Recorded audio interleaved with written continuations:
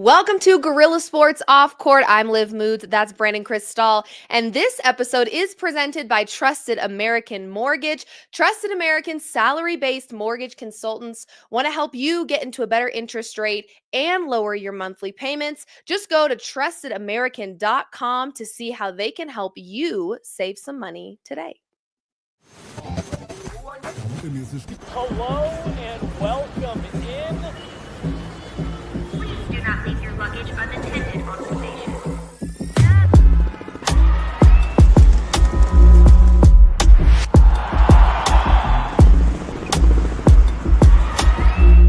Welcome to the show. Welcome back to another episode of Off Court. I'm Liv Moods. That is the wonderful Brandon Chris Stahl, BK. And we are here to talk a little bit of Denver Nuggets basketball. Obviously, the last time that we watched this team play was on Sunday. They've had a week of some much needed rest, I would imagine. This Nuggets team has been dealing with some banged up bodies, some injuries here and there. So probably good to have a little bit of time off. BK, you've been able to float around to many practices for our Denver sports teams this week. BK is a baller. He hustles. He gets everywhere. He's everywhere, but also nowhere at the same time. It's pretty fantastic. Exactly. Yeah. So flies under the radar, but nonetheless, he is at these practices. BK, let's start with what you've seen this week at practice, some of the things you've heard. You got to talk to Coach Malone. I saw that we spoke to CB as well. But let me know what you gathered from practice this week. Well, it was obviously good to see Jamal Murray out there doing stuff, and I don't think it was an accident that he was wearing a shirt that said NBA champion from 2 years ago. He's reminding us. You wonder how much Jamal's paying attention to the noise outside, whether it comes from anything that we do or your pointed comments at his lack of effort, or if it's just a kind of a collective understanding that it's not, where some people would like. I want to get into something that I talked to a really good friend of mine who's covered the league for a long time and is based in SoCal. And the point that they made was, because I was just kind of laying out the case against Jamal, if you will, and kind of the same stuff that we've been saying throughout. And certainly you're not shy about sharing your disappointment in how Jamal has played at times. And the thought was, well, Jamal knows his body. And so the idea that we want him to be an all-star, Michael Malone wants him to be an all-star and step on the gas right now, because he's been through the physical challenges that he's been through. He knows that if he pushes it too hard now, as crazy as it sounds, and it may not matter. You're in the 7th spot now. If you're in the 9th, 10th spot or 11th, you're not even going to be in the playoffs. But that he's just not wired to play like an all-star in November and December and even early January, because he ramps up. I'm not saying this is what he's doing. This is more just speculation. But us wanting him to play harder is maybe magnified by the fact that they're not winning as much. And so when you were winning more and you had KCP, you had Bruce Brown, you had Jeff Green, and you weren't 12-10, but you were, what's the math on that? 15-7. Okay. Yeah. Then you're not going to focus as much. You're going to say, oh, well, Jamal's not putting up all-star numbers, so maybe he didn't go to the all-star game. Oh, now he's banged up again. Okay. Great whatever point. it may be. But that as long as he's ready to go in April, and it's a long time from now in April, but if he has a playoff run like he had 2 years ago, and they make a trip back to the conference finals or certainly to the championship round or find a way to hoist the title, you'll forget we will all, I think, certainly put this on the back burner. I can't say that we'll totally forget about it, but you won't be bothered by it if they make that run. And that's kind of what Scott Hastings had said the other day too, that there's still only a handful of teams that that we all think can win a championship, even though there's some teams clearly with better records that are playing better basketball, you would argue, than the Nuggets. And then the other thing too is that, because I brought up the Russ presence and what that means, and the point that my friend brought up was that Russ can only play one way. That if Russ played at Jamal Murray's pace, he probably wouldn't even be in the league, if that makes sense. We know that Russ will knock down a shot, and we know that Russ can obviously facilitate. His assist numbers are up. That's something we've talked about, that even if Jamal's not going hard to the rack, how are his, or forcing the tempo, forcing his effort, how is he not upping his assist numbers? But that Russell's the most extreme example across the entire NBA, that Russ is always going to play hard, and that's throughout all time, but that's what he needs in order to be successful. Now, defense, we understand his effort, and so Jamal could be playing harder on defense, and rebounding, kind of same thing. You're looking to go hit the glass, but that it's while it seems, that it's heightened for us, it's not that Russ is outplaying Jamal. Russ is just being Russ, and Jamal's just being Jamal, and you're just seeing the contrast in styles. But Yeah. that we're overreacting in Denver as media, as fans, to what we're seeing, and I guess we'll see how they handle things in terms of inner team relationships, as well as how Michael Malone handles Sorry. Jamal's playing time when he's back and healthy. Bless you. Yeah, thank you. No, that is an excellent point that I think in years past, we probably saw a similar amount of effort from Jamal Murray at this time of the season. However, when with the lack of effort, it was still translating for wins for this Denver Nuggets team. It probably went more unnoticed. You weren't spending so much time thinking about what Jamal could or couldn't do better. So I think that that's a really great point. I mean, I think it's so funny you bring that up, actually. I just had a work meeting this morning, and when I get on the call, one of the first things that they say, because I made some joke about the Nuggets giving me so much stress and anxiety because they weren't doing what they needed to do. And one of the people on that call said, yeah, I always tell people that I don't really care about basketball until Christmas, and I don't think the players do either. And I was like, you know what? That's actually a pretty good point. This is such a long season. There's naturally going to be the ebbs and flows, not just of what they physically bring from a skill set perspective, but also how mentally checked in all of them truly are this early on in the season. It's a very, very long season. And I just think, the circumstances around Jamal Murray, have to give a shout out and give some credit where it's due. I did see a video from Katie Wingy from practice of Jamal Murray with 18 threes in a row falling. Now, while that's all good and great, of course, all of us want to see that in the game when he's got a defender in his face. That's what we want to see, and we know he can do that. When Jamal gets hot, if you will, from the three-point line, it's a beautiful sight to see, and I think everybody feels a little bit better about the Nuggets' potential when we see him play that way. But, that's a really solid point, the fact that it is a long season, and while these games do matter, there's probably a level of Jamal has always been this way this early in the season. We just haven't noticed it as much because the Nuggets have still been winning games. So the fact that it's not translating to wins right now, again, should, in my opinion, be motivation for him to maybe bring a little bit more fire a little bit earlier than he normally would. But it's a great point, and I've even had people now tell me that they don't really care about basketball until Christmas. And this is another great comment. JM, which is Jamal Murray, under a $204 million microscope. And really, that's what I mean when I say there's circumstances attached to why I think people are so tough on Jamal right now. He's making a lot of money, So when you make a lot of money, it's more money, more problems, right? That's what they say. You make a lot of money, and now all eyes on you, and you are under a microscope. But he can handle that. He's a clutch player in moments where the game should be over for this Denver Nuggets team. Here comes Jamal. In so many ways, he's been a superhero for this team, and so when it comes to pressure, he can handle that. I don't think he's very fazed by it. I certainly don't think that he cares what I have to say on off court about his performances. So, yeah, I think that people are just waiting patiently to get Jamal back to where they know he can be. But let's talk a little bit, BK, based on, practices and that happened this week and the fact that they've got a little bit of extra rest.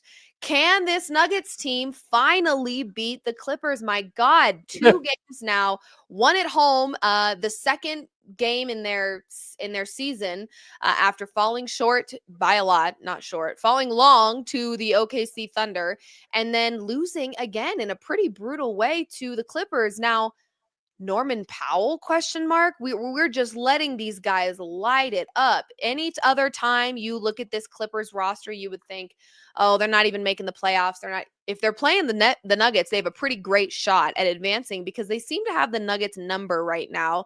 So much of that, in my opinion, has to do with perimeter defense or lack thereof by this Nuggets team. You let Norman Powell start splashing threes, it's going to be a long night, and we've seen that now twice against the Clippers. Can the Nuggets finally get it done tomorrow night? I think so, and I think the time off will help. I think being back at home, not coming off a tough opener against OKC, because I don't think people remember they opened the season with back-to-backs. You had Thursday night, you had OKC. The next night, you had the Clippers. And so I think that, You have plenty of time. You know exactly what they're about. You know who Norman Powell is. James Harden, I think, is a little nicked up, although we'll see if he's good to go by tomorrow because he's had plenty of time to rest too. And he's played really well. I have him on my fantasy basketball team. I'm 7-0 thanks to old man James Harden playing like James Harden of yesteryear in a lot of ways. He's obviously not the only part of my fantasy team, but he's been pretty solid throughout the year, save for a couple games ago where I think he had a season low 9 total fantasy points or 9 total points, whatever it was.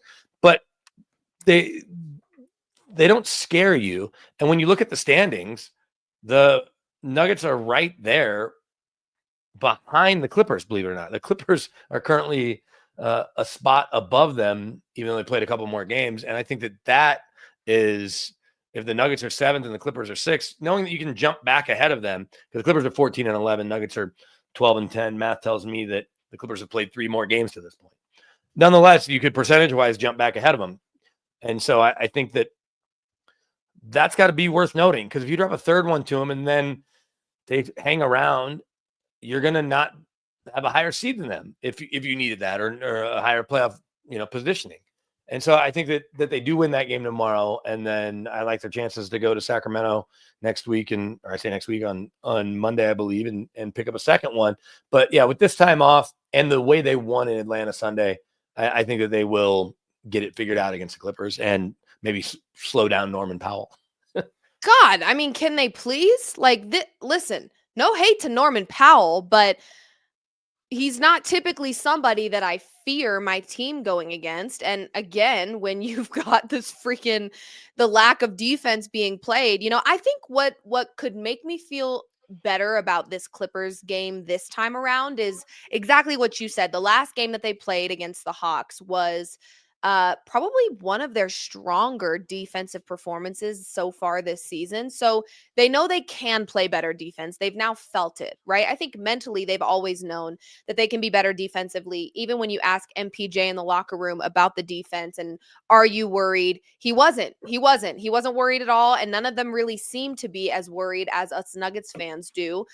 So I do think that them being able to feel what that defense looks like and to start clicking on that side of the ball is going to help translate, hopefully, against this Clippers team. Again, you got to find a way to defend some of those 3-point shots, especially because the Nuggets 3-point shooting right now is so inconsistent. I would say if you'd be able to go head to head, Norman Powell versus Jamal Murray, cool. If both of them are splashing threes all game, whatever, just find some defense in other ways. But the problem is this Nuggets 3-point shooting right now isn't at a consistent level that I can trust just yet. So when their threes aren't falling and then they have no stop for the threes on the other side, that's when it can get a little bit messy and a little bit difficult. I'm not sure what the line is right now, BK. I don't know if you know it off the top of your head, how much the sports books, or if there's even lines available just yet. And I'm looking right now. Oh, there are. We are actually favored by 6.5 points. 6.5 points. I think some of that may have to do with James Harden's health. Okay. And so I think that may be part of it. I actually have my fantasy basketball team here right now. So let's see what it says about old James. He's still got the medical designation. He's dealing with a groin injury. He fully practiced on Tuesday, though. And so Tyronn Lue, I guess, is feeling good about that. And since they don't play, obviously they've had the whole week off as well. Don't play until tomorrow with the Nuggets. We will see James Harden, but we know soft tissue injuries, specifically groins, can linger. Groin, calf, hamstring, those can linger. So he may be fine to start the game. Doesn't mean he'll be okay to finish the game. Yeah. And so it's definitely something to keep an eye on for sure tomorrow when the Clippers are here. But the conversation about the way they shoot or the way a team like Cleveland shot the three, and we know the Nuggets will take plenty of threes. We haven't spent a lot of time on the evolution of basketball. And it's funny to me that people that are down on the NBA because of the amount of 3-pointers taken, I don't have a problem with it, because if enough data shows you that just shooting more threes with good shooters, if you're just having bad shooters shoot threes, that's a problem. But if you're getting good looks, I don't need to see a mid-range jumper. A mid-range jumper, like I get Chris Paul can make that shot on the elbow at the free throw line. Jamal Murray certainly can. We've seen Michael Porter make a bunch of kind of 18-footers this year. But to me, the dumbest shot in basketball is the one where you're just a step or two inside the three-point line, because get all the way to the basket or shoot a three, and threes can keep you in games. They can allow you to come back in games. They can allow you to extend a lead. So I get that I'm older than some in this business and older than you, but I'm not the get off Not my by lawn much. guy I'm not the get off my lawn guy when it comes to, I don't want to see 46 threes in a game. I don't care. Yeah, I don't either. You want to see the ball go in, but if those threes came because the ball was moved around, the spacing's good, and you get an open three, or you get a pretty good look from a good shooter, even with a defender closing out on him, I'm fine with it. I understand if you're coming down in 2 seconds into the shot clock, you're just hoisting up a three. That isn't necessarily pretty basketball. If it goes in, great. But if a team's running their offense, especially with the way the Nuggets run it, it runs through Joker and he kicks it out to somebody for an open three, I think you'll take that every time, especially when you're at games. It is funny, whether it's Michael Porter or Jamal Murray, but even Aaron Gordon, and Aaron's a solid shooter, Joker, if it's a clean look, you expect it to go in. And when it doesn't, I think it's a surprise. Yeah. We just saw Steph Curry two Tuesdays ago, and every time I've ever seen that guy shoot open, I realize he can be guarded plenty. He's only 6'3", and people do stay with him and they switch off. I always think it's going in. I'm surprised when it doesn't go in, even though nobody in the history of basketball has shot over 50% from three for their career.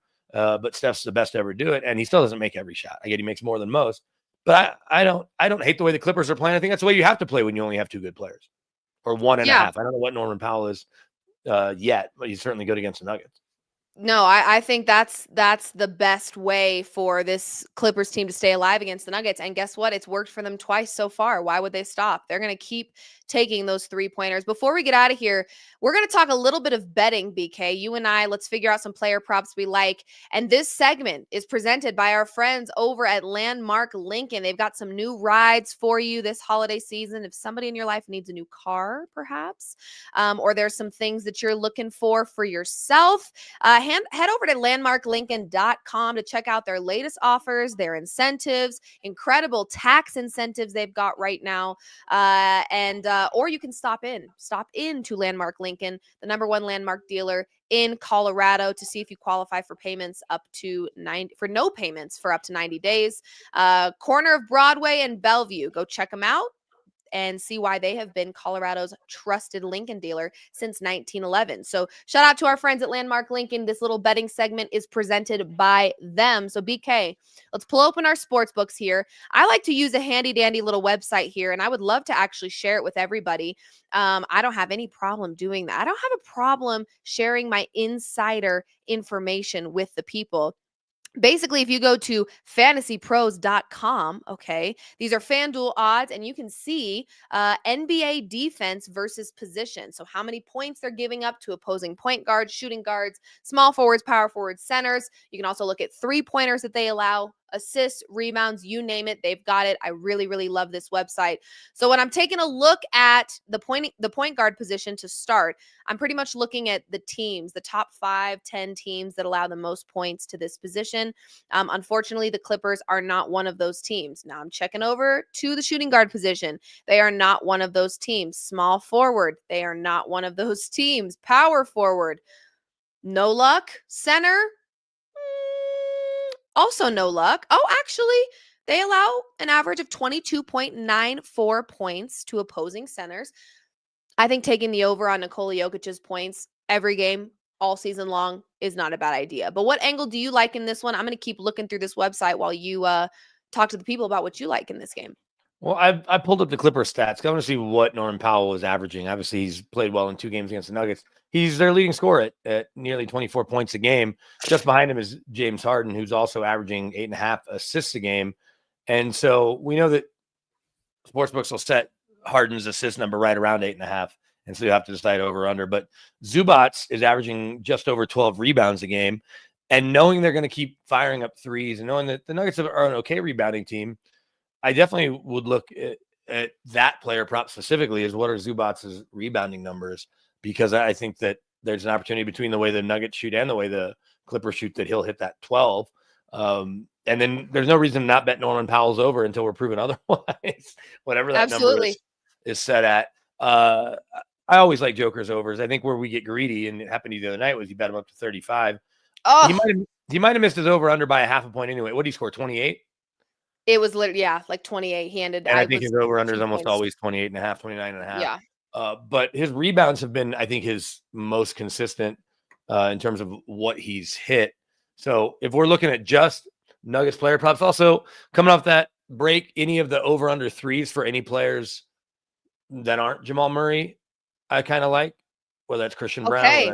whether it's Aaron Gordon, because theirs are all going to be like a half or one and a, even Yeah, let me Joker. tell you, that's actually one that I really like. I've got 2 plays for you, but the one that you're just now talking about, I really enjoy taking Aaron Gordon in this game to hit over on his 3-point, whatever his line is for 3-pointers, because we know it's not going to be very high. And every once in a while, Aaron Gordon is good for some threes, and they're typically pretty clutch. And I'm like, okay. And once he hits one, he typically hits another. And right now, the Clippers in the last 7 games, their last 7 matchups, they've allowed the 4th most threes to opposing power forwards at an average of 2.93. And we know Aaron Gordon could be good for 2 threes in a game, 3 threes in a game. It really just depends. So I like taking Aaron Gordon over on his threes for tomorrow night. And I also like Michael Porter Jr. with rebounds. Right now, over their last 7 matchups, the Clippers are allowing the 2nd most rebounds to opposing small forwards. And we know Michael Porter Jr. can get a rebound. We know that he can bring that hustle and that energy. So I'm like an MPJ over on his rebounds, no matter where the line is set. Because right now, over the last 3 matchups, this Clippers team is allowing an average of 8.87 to opposing small forwards. So MPJ could be good for a double-double in this game, actually. And I might be willing to sprinkle $10 on that. So $10 on MPJ for a double-double. I don't hate it, but definitely the over on his rebounds, as well as the over on Aaron Gordon's 3-pointers. Those are the 2 props I'm liking. BK, how do you feel about those props? You tailing me or fading Yeah, me? no, I think I might tell you. I just opened up the FanDuel Sportsbook app because again they're paying you, they're not paying me, but nobody else is paying me, so I'm happy to look at FanDuel. I use them a lot and have won some money on FanDuel, mostly on football, but still, looking just at some of the player numbers, there's nothing up yet. Even though Yeah, what'll no happen, player props.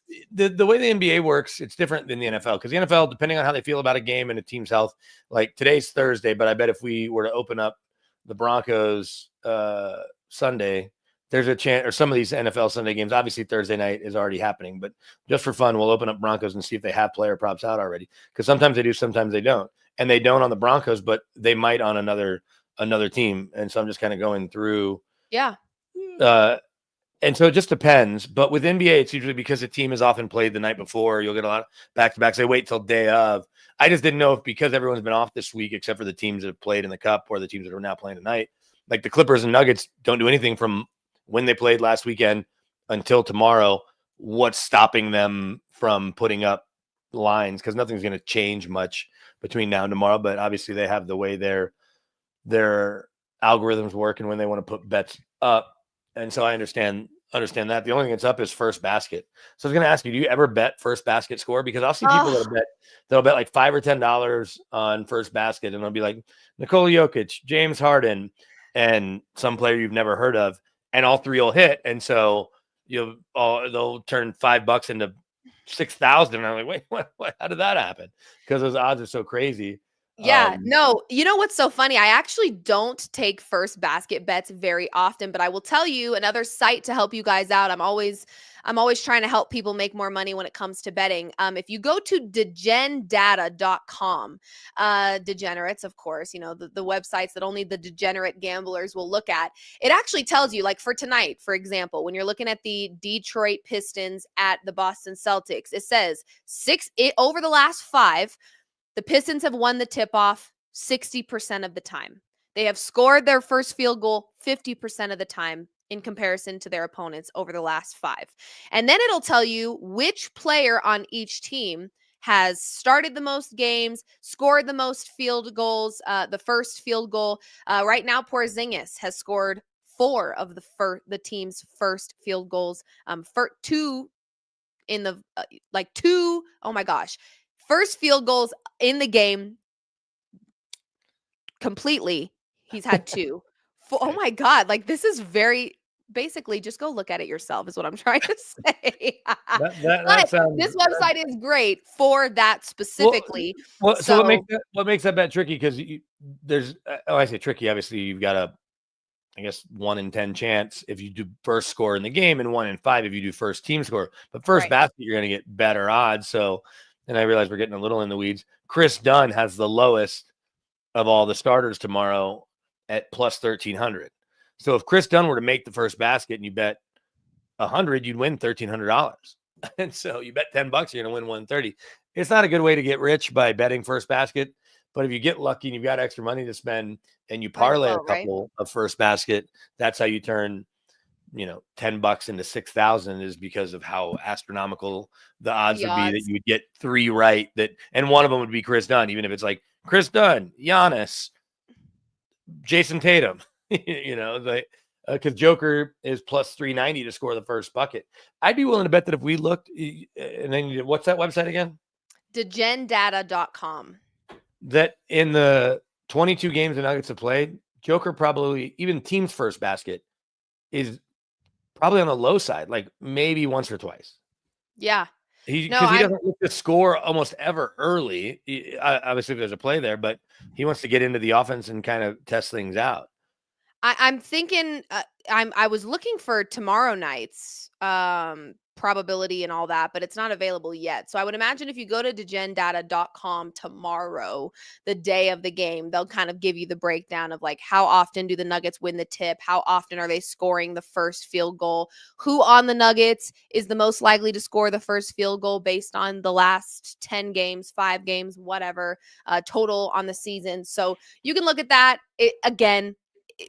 First baskets to me are one of those bets you can't really handicap. It's like, it's good. There's so much luck involved. You can't really prepare for that. But if it helps to see some numbers and it helps you sleep at night, degendata.com, check it out. See if you can find anything, and maybe you can make some money on a nice payout because of the odds for first basket.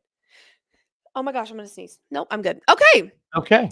Well, this episode presented by Trusted American Mortgage. I am going to pop up really quick a little QR code in the corner. It's going to go right above BK's head. Boom, there it is. Make sure that you head right next to Wilt Chamberlain's Wilt Chamberlain's head. There you go. So either head, if you're just listening to us at this point, which you're probably like that Degen data segment about Wilt Chamberlain's estate isn't going to come after us. Here, Wilt Chamberlain showing you. So beautiful. There you go. I love it. Wilt Chamberlain saying, "Hey, check it out." Yeah. So you can, if you're just a good weatherman. If you're just listening to us, you can head to trustedamerican.com, or you can scan the QR code right above Wilt Chamberlain's arm. He's pointing it to you. He's pointing it out to you. You can head there, see how much money they can save you during this holiday season, because who wants to make a mortgage payment right now, BK? I know I certainly don't. I never want. Yeah, right. And our friends over at Trusted American can potentially set you up to have no payments through February. So make sure you go to their website. Chris Harris. Meet the Harrises. There you go. The Harrises. Or scan the QR code. See what they can do for you this holiday season. But we will be back. BK will you be helping out with the game tomorrow night, BK? I will be. I'll be there covering it and all that. Amazing. And you guys, BK has done a fantastic job of being all over, helping us get what we need for Broncos as well as Nuggets. So he'll be helping out with that game tomorrow night. Hopefully the Nuggets can finally get it done against this Clippers team that just seems to have their number this season. But hopefully we're heading in the right direction with this Nuggets team, especially defensively. Please find an answer for Norman Powell. I'm begging, Denver. So if they can do that, I feel pretty good about their chances. Like I said, Aaron Gordon over on threes, MPJ over on rebounds, and I would be willing to put about $10. Oh my gosh. $10 US. I would be willing to put $10 US on a Michael Porter Jr. double-double. I bet you could get some good value there. I think he's a rebounding machine, and we know he can score. So I'd be willing to sprinkle on a double-double for MPJ. The over. I got good news for you, Liv, and I know that your FanDuel account is super full always, because not just because they pay you, but because you win so much. But you can go right now. They're doing a deposit bonus for the next few days. I think it goes through Sunday, up to $25. So you bet it's a 50% deposit bonus. Sometimes they'll do a full deposit match depending on the time of the year. A lot of that tends to happen at the start of football season or around March Madness, NFL playoffs, perhaps depending on the site. And it's not just FanDuel. There's lots of sites out there that'll do this. But right now, just because I had opened up FanDuel, saw a deposit bonus. You can deposit 50. You're just going to get a free $25. That is the max. But so if you put 50 in, I guess you put 100 in, you're going to get $25. So there's a free $25 available to you if you were to bet 50. That is the max. But that's, if you were to then make 25 $1 bets, that's 25 bets you can make on first basket scores all across the league. I like it. I like it a lot. Well, you guys, thank you so much. Someone said, don't jinx it, Olivia. They used my government name. Can you believe it? That's how you know they're serious. Well, I think I call you that every now and then on accident because that's how you're in my phone. Yeah. That way I can differentiate you from all the other lives that I have in my phone. So, do you have so many? You have that many lives? lives? Live Golf Tour, they call me sometimes for advice after I played in that Pro-Am. So. On that note, head to trustedamerican.com. This show is presented by Trusted American, or scan that QR code, see how they can save you some money this holiday season. Thank you guys so much for being here. This has been another episode of Off Court with Guerrilla Sports. Yeah. I'll see you tomorrow on Off Field, though, at 11 o'clock. Yes, you will. You will see me there, and I will be doing the daily tomorrow morning. So tune in starting at 10 a.m. If you're not sick of Live Moods by then, 10 a.m. with the daily, and then off field right after. So we will see you guys tomorrow, and have a wonderful Thursday. Let's go Nuggets, fingers crossed, and we will see you guys very, very soon. Any final thoughts, BK? No, I just think that there's a chance with this time off here that the Nuggets regroup. We'll see what we're going to get from Jamal, but they've now got a stretch of some winnable games here that they can kind of get on track and start to climb up those Western Conference standings, because we know it's going to be a dogfight all year long. Yep, absolutely. Well, hopefully they can get it done. Thank you guys for being here. We will see you very soon, and have a wonderful Thursday.